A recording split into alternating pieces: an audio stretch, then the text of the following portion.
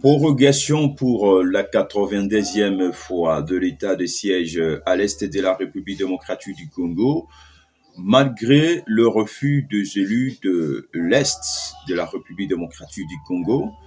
On en parle dans cet entretien avec vous, mesdames et messieurs. C'est bien moi, votre frère Glody Moukoko. Alors, si pour vous la première fois de nous suivre, prière vous abonner massivement à notre chaîne Panorama 24 RDC. Panorama 24 RDC pour ne rien rater de nos prochaines vidéos. Panorama 24 RDC. Nous sommes inscrits dans une phase où nous lisons opération 1000 abonnés d'ici fin novembre. Opération 1000 abonnés d'ici novembre, d'ici fin novembre. Alors, aujourd'hui, on en parle de l'état de siège. De l'état de siège, vous savez, suite à l'insécurité grandissante dans cette partie de la République démocratique du Congo, le chef de l'État, dans son pouvoir, je dirais, discrétionnaire, avait jugé bon de décréter l'état de siège dans cette partie de la République démocratique du Congo pour voir, dans la mesure du possible, pour pouvoir juguler l'insécurité dans cette partie de la République démocratique du Congo. Malgré cette décision, nous constatons toujours qu'il y a toujours l'insécurité qui demeure dans cette partie de la République démocratique du Congo, une situation délicate qui ronge vraiment nos compatriotes vivant à l'est de la République démocratique du Congo, que ce soit celle de l'Ituri, que ce soit celle du Nord Kivu, donc les Grands Nord, les Grands Kivu, disons ça comme ça. Et vraiment, la République démocratique du Congo est secouée par cette insécurité grandissante. Alors, il y a eu comment je peux dire, de conférences, des séminaires organisés, n'est-ce pas, pour pouvoir, n'est-ce pas, prendre de mesures préventives pour arrêter cette hémorragie. Nous en avons vu les déplacements de nos compatriotes de l'Est pour Kinshasa et s'asseoir question de procéder à des propositions idoines pour pouvoir juguler une fois pour toutes cette insécurité. Cela a été sans succès. Et aujourd'hui, pour la 90e fois, le Sénat, en concomitance avec l'Assemblée nationale, ont, n'est-ce pas, ont prorogé pour la 92e fois l'état de siège malgré le refus, malgré le refus des élus de l'Est de la République démocratique du Congo. Alors, on aimerait savoir qu'est-ce qui justifierait ce refus des élus de l'Est de la République démocratique du Congo. Semble-t-il, il était mécontent de cette prorogation sous prétexte on devait s'asseoir autour d'une table et proposer d'autres mesures idoines pour pouvoir arrêter cette hémorragie. Et mais l'Assemblée a procédé, n'est-ce pas, à la prorogation pour la 92e fois de l'état de siège. Alors, qui dit mieux? Vous savez, les problèmes de l'Est, la situation de l'Est de la République démocratique du Congo ne préoccupent pas seulement les élus de l'Est, encore moins de l'Ituri, encore moins du Grand Kivu, les élus, non. C'est forcément un problème national. C'est forcément un problème national. Ce n'est pas parce que là-bas, ça tire à l'est de la République démocratique du Congo et que c'est un problème qui est simplement collé aux élus de l'Est de la République démocratique du Congo. C'est un problème national. Bien au contraire, on devrait se mettre autour d'une table pour pouvoir proposer d'autres pistes. Et je crois bien que c'est ça même leur desiderata. Et malgré tout, l'Assemblée nationale a fait ce qu'elle pouvait faire. Alors, qui dit mieux? Vous savez, le problème d'abord à l'est de la République démocratique du Congo, la guerre à l'est de la République démocratique du Congo, moi je l'ai toujours dit, c'est une guerre atypique dont on ne sait pas maîtriser les adversaires et ses munitions. On ne sait pas identifier. Lorsque je dis une guerre atypique, c'est-à-dire c'est une guerre qui n'est pas déterminée, dont on ne connaît pas les adversaires. Certes, on en a toujours l'habitude, on se contente de dire que non, l'agresseur, c'est le Rwanda. Notre adversaire, notre principal agresseur, c'est le Rwanda.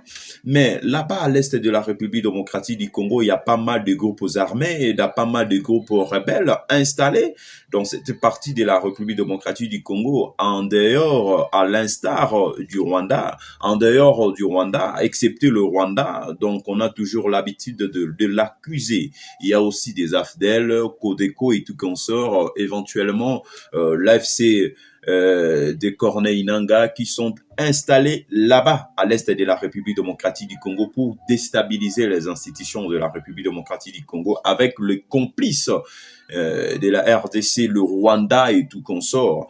Et moi, ce que je déplore toujours à notre gouvernement qui a toujours eu confiance à la communauté internationale. Je me méfie des discours de la diplomatie, de la communauté internationale avec leur prétendu soutien sarcastique à l'endroit de la République démocratique du Congo. Récemment, je viens de suivre le discours, le propos tenu par le secrétaire général adjoint des Nations Unies, Jean-Pierre Lacroix, qui dit que non, mais la communauté internationale est consciente de la situation alarmante qui traverse la RDC. Il y a des efforts diplomatiques en cours pour ramener la paix à l'est de la République démocratique du Congo. Lors de sa conférence de presse tenue à Goma, là-bas, à l'est de la République démocratique du Congo. Et moi, je trouve ces propos, je qualifie ça de sarcastique. Cela n'amène à rien. Tant qu'il y a toujours une même mise de la communauté internationale dans cette sale affaire à l'est de la République démocratique du Congo, on ne peut pas croire à la communauté internationale. À la communauté internationale. Et quelles sont les démarches que le gouvernement n'a pas entreprises, n'a pas faites, n'est-ce pas, pour juguler une fois pour toute l'insécurité grandissante à l'est de la République démocratique du Congo. Et tout ceci a toujours tourné au vinaigre. Il n'y a pas toujours d'ici, il n'y a pas toujours des solutions. Et on se contente toujours de faire confiance à la communauté internationale. Quelle communauté internationale? N'est-ce pas, nous, on ne veut pas, n'est-ce pas, que la communauté internationale s'insurgeait, n'est-ce pas, aux affaires congolo-congolaises? Non, ça, c'est un problème congolo-congolais qui ne nous concerne que nous les Congolais, Hein? Imaginez ce genre de choses. Imaginez ce genre de choses. On ne veut pas ce genre de choses. Ce sont des affaires congolo-congolaises. Nous devons traiter ça à notre niveau sans pour autant recourir à la communauté internationale. Et récemment, ici, il y a eu soi-disant un protocole au niveau de l'Angola et l'Angola qui devait, n'est-ce pas, jouer le rôle de la médiation. Et on a même envoyé, le chef de l'État a envoyé l'abbé Baala pour qu'il soit là-bas pour, n'est-ce pas, revoir dans la mesure du possible si on pourra procéder comment dans ces séminaires pour la paix à l'est de la République démocratique du Congo avec le Rwanda. Où est-ce que nous sommes arrivés avec ça? Où est-ce que nous sommes? Jusqu'à ce qu'il soit limogé, l'abbé Baala, par le président de la République. Et ça, j'apprécie aussi cette façon de faire les choses du président de la République. C'est lui des garants du bon fonctionnement des institutions. Lorsque ça ne marche pas, il est censé sanctionner. Il est censé sanctionner. Il se voit dans l'obligation de sanctionner quand ça ne marche pas, comme il en a fait avec l'abbé Baala. Après l'échec, n'est-ce pas, de cette médiation, n'est-ce pas, de ces protocoles, après cet échec, il a pu sanctionner Abbé Baala jusqu'au point qu'il soit remplacé par quelqu'un d'autre. Et c'est ce qu'on veut, que ça soit aussi pareil avec d'autres institutions, avec d'autres ministres sectoriels. Lorsque ça ne marche pas, il faut qu'ils soient sanctionnés, ces ministres-là. Et c'est ce que nous voulons. Il faut arrêter d'abord cette histoire de la communauté internationale ou de la diplomatie, comme l'a dit Jean-Pierre Lacroix, le secrétaire national adjoint des Nations Unies. Oh non, il y a des efforts diplomatiques en cours pour ramener la paix à l'est de la République démocratique du Congo. Non, mais là, ce sont des propos sarcastiques à l'endroit de la République démocratique du Congo. Hein? Depuis combien de temps cette guerre demeure, persiste à l'est de la République démocratique du Congo? Plus de 30 ans. Plus de 30 ans. Et la MONUSCO aussi sur place, à l'est de la République démocratique du Congo. Qu'a-t-elle fait, la MONUSCO? Qu'a-t-elle fait, la MONUSCO? Au contraire, la guerre s'est intensifiée en présence même de la MONUSCO. Et aujourd'hui, on veut nous parler de la communauté internationale. La communauté internationale, n'est-ce pas? La communauté internationale est derrière cette sale affaire.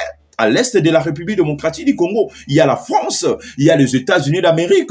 Le président russe Poutine l'a si mentionné, l'a su décrier, n'est-ce pas? L'hypocrisie de la France, l'hypocrisie des États-Unis d'Amérique et d'autres pays au monde. On le sait déjà, on le sait. Il y a la présence de la France, il y a la présence des États-Unis dans cette sale affaire. Dans cette sale affaire de l'Est de la République démocratique du Congo, leur souci est de créer ce qu'on appelle un déséquilibre pour profiter des richesses de la République démocratique du Congo, pour profiter des cathodes, pour profiter, n'est-ce pas, du coltan de la République démocratique du Congo dans cette partie est de la République démocratique du Congo. Et le Rwanda est là pour financer les groupes rebelles, pour déstabiliser notre pays. Et est-ce que la communauté internationale ne sait pas ça? Ne connaît pas ça? Ne connaît pas ça?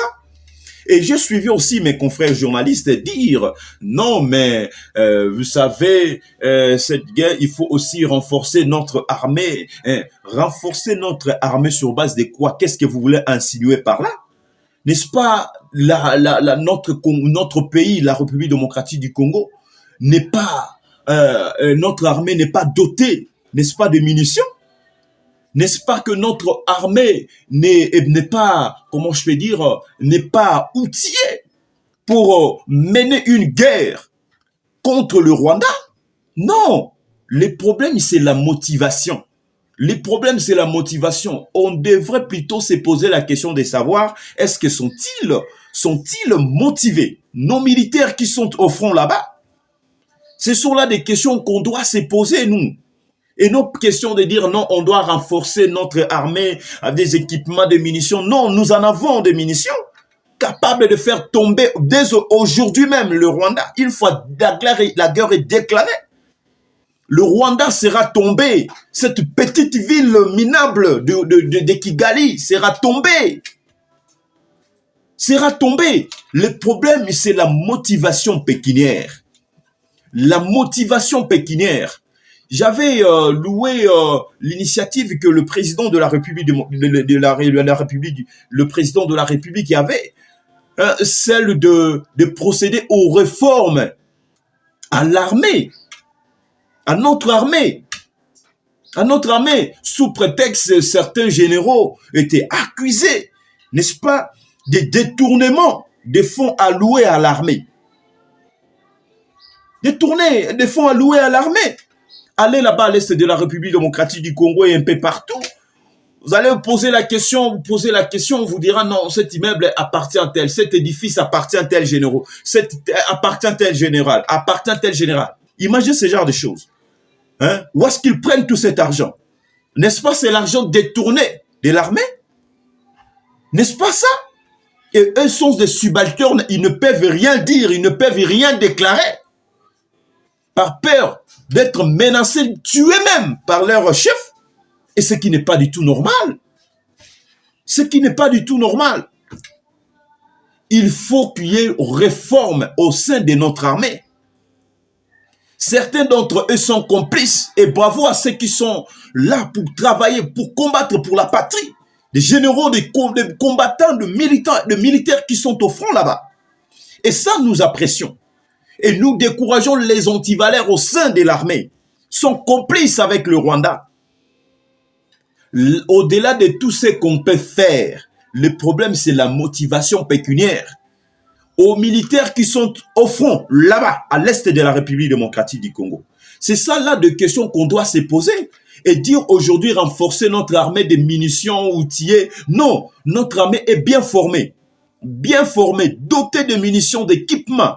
Ils sont là, bien formés. Nous avons des armes blanches lourdes. Et qu'est-ce qui nous manque? C'est la motivation pécuniaire chez le militaire au front. C'est ce qu'on devait faire. Et le Rwanda, pays financiers, n'est-ce pas, de groupes rebelles là-bas. Ils financent. Et les ennemis sont en train de déstabiliser nos institutions. Nos compatriotes sont en train de mourir nuit et jour. Malmenés. Malmenés. Malmenés. Donc, le président de la République est censé revoir cette initiative qu'il avait prise, celle de procéder aux réformes au sein de notre armée. Il y a beaucoup à boire et à manger au sein de notre armée. Et si on n'y prend pas garde, l'Est de la République démocratique du Congo, tout aux alentours seront tombés. Et les alentours seront tombés si on n'y prend pas garde.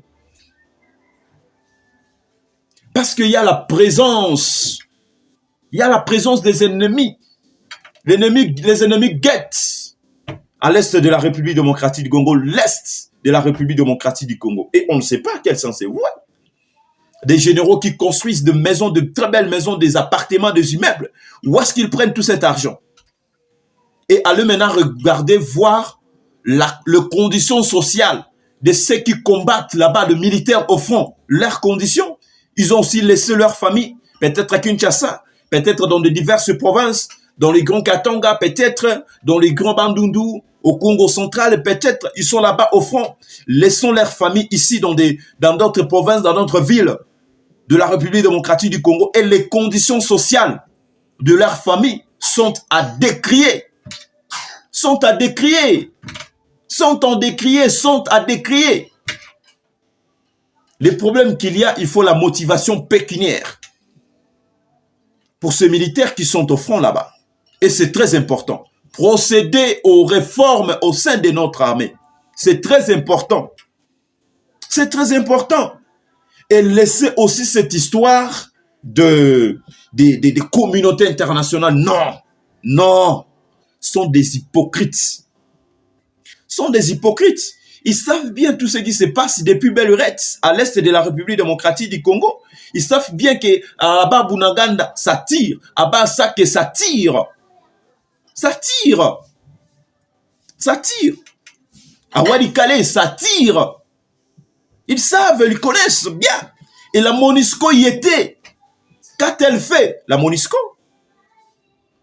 Nous devons arrêter avec cette bassesse.